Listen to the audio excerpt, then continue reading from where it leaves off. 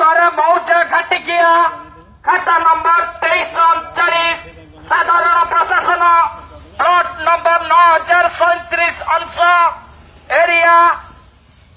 58 decimal plot number 9038 अंश area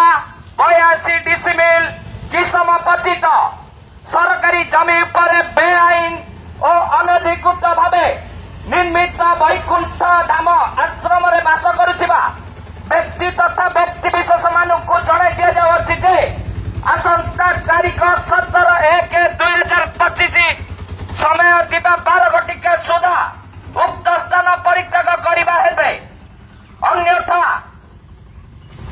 उक्त सरकारी जमी अवस्थित बेआईन निर्माण को उच्छेद कर